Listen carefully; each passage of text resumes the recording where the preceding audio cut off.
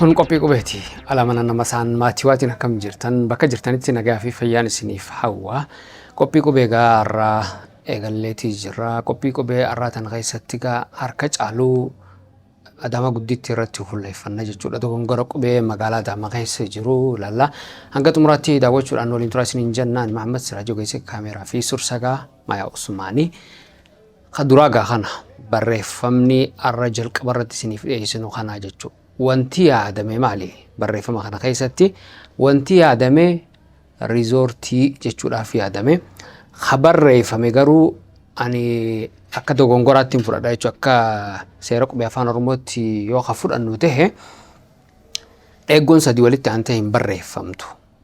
Kanaafuu akka hin dubbifamneetti ilaala jechuudha. Durarraa dubbifnee gara duubaatti utaaluurra dhiisumaatu irra hooyyee jechuudha. Jidduurra u yookaan o yookaan i jettee wanni dubbiftu waan hin jirreefu hin dubbifamtu. Sagalee walitti aantee jirtu sadeentu waan taateefi tana bira dabarraa jechuudha. Wanti yaadame garuu riizoortii jechuudha. Dheeggoo gunjuuqaa maal jechuu akka ta'e amma dura dubbadheetiin jira isin yaadachiisuudhaaf dheeggoo jechuun jecha konsonantiyyuu bakka buusuudhaaf itti fayyadamnu jechuudha. Afaan Oromootiin maal jennaa jedhanii hayyoonni Oromoo kan itti yaadanii wanti lafa kaayan hin jiru. Hayyoonni afaan Amaaraa waan kanaan maal jedhaniiti konsonantiif vaawulii kana annabaabii fi tanabaabii jennaani keenyaa sanuma fudhateeti dubbifamaa fi dubbachiiftuu jedhee kaa'ee kanaaf sani akka dogongoraatti fudhatamuu qabaa jeetiin amana. Kanaaf konsonantiin afaan Oromootiin dheeggoodha. Vaawuliin ammoo qillisoodha jenneeti akkasitti itti fayyadamnaa jechuudha. Ammas magaaluma Adaamaa keessa jirra. Barreeffamni amma arguu jirtan kun ammoo Luusii jechuudhaaf yaadame. Luusii jechuuf barreeffamni yaadame kuni garuu akkaataan itti barreeffame dhumarratti dheeggoo lamatu walitti aanee barreeffame waan ta'eef kana kunis hin dubbifamu jechuudha. Garuu dhumarra jiru kana akka sirriitti yoo fudhannu ta'e yaaduu barra jirtu san akka itti fudhannee yookaan iitu jira jennee yaadnee amma ka dubbifnus ta'e barreeffamni kuni dogongora biraa qaba jechuudha. Luusii ta'uu abadan hin danda'u akkasiis goone luciita. Kanaaf wanti yaadame maali afaan Ingiliziitiin yaadaati barreeffame waan ta'eef Luusii jedhanii akka yaadan sanitti hin barreessine lucii ta'eeti barreeffame jechuudha. Kana ka itti aanu ammaas kana jechuudha. Kun ammoo maal jaa ayyoo leenjii faashinaa yookaan leenjii faashinaa ayyoo jechuudha wanni isaan fedhani.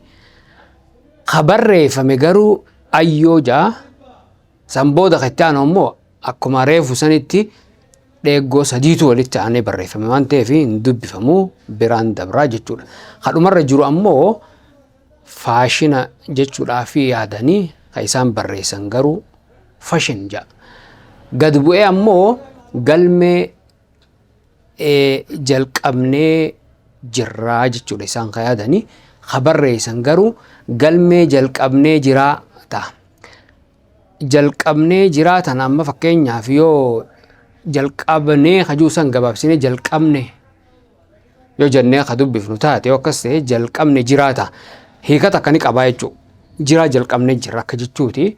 Garuu dhaamsa isaan dabarsuu fedhan san hin dabarsine galmee jalqabnee jiraa jechuun waan isaan dhaamuu fedhan san waan isaan dabarsuu fedhan sanii hin dabarsine jechuudha.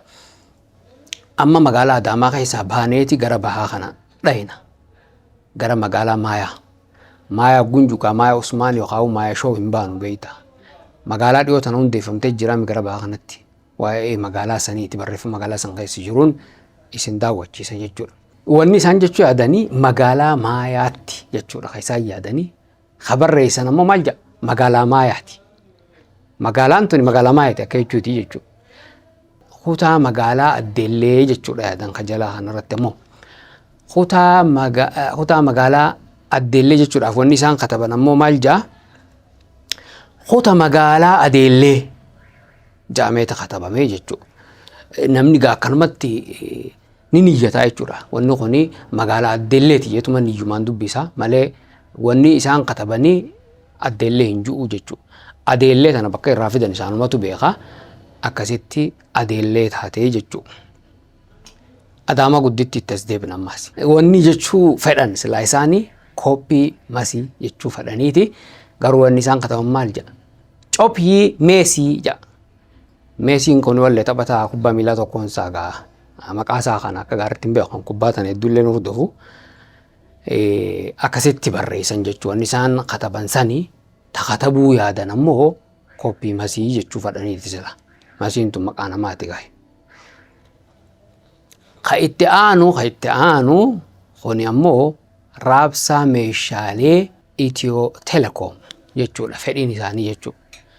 Fedhii fi wanni mul'atu garuu waliif faalla jechuudha. Wanni barreeffame immoo maal jedha? Raabsaa meeshaalee Itiyoo Telekoomii jedha. Afaan Oromootii miti jechuu guutumaa guututti jechuudha. Garuu yaanni isaanii afaan Oromootiin katabuudha. Tilmaamni isaanii akkana. Garuu wanni kataban santu afaan Oromoo hin ta'iniifi jechuudha. Ammaasi kana bakka isaa gara naannoo Finfinnee kana dogongora magaalaa Finfinnee keessa jiru kana hedduullee sila irratti fuulleeffachuu hin fedhu.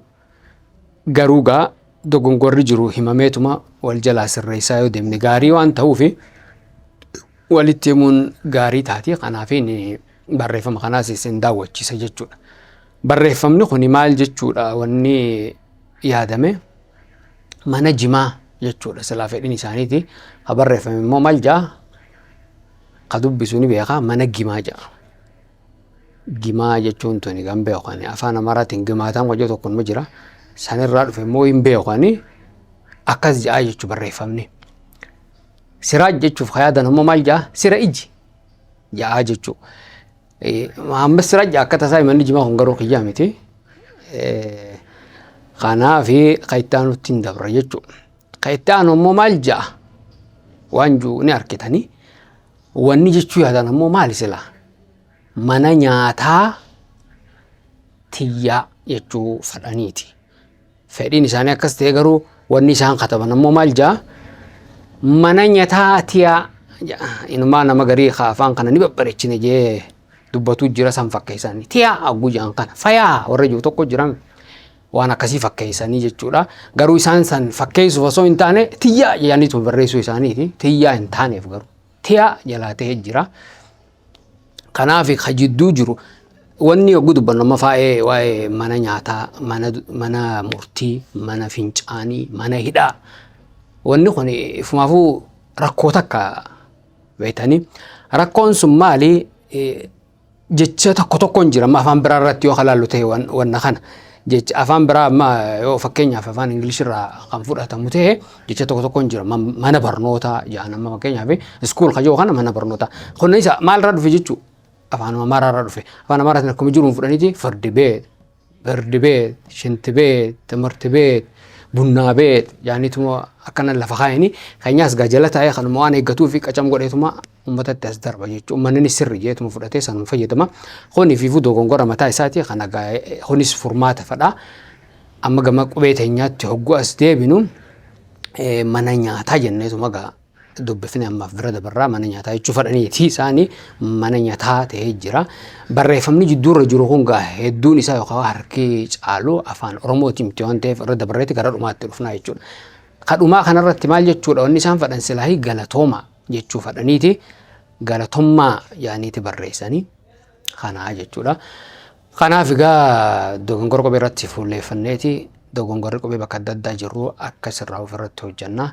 Waan daawwattaniif galatoomaa jennaa qophii qubee har'aa kanumaan xumurree jirra. Horaa bulaan isin jaagaa bakka deemtanitti bakka babbaatanii galtanitti nageenyi isiniif haa ta'uun isiniin ja'a. Nagaan jiraadhaa tun qophii qubeeti.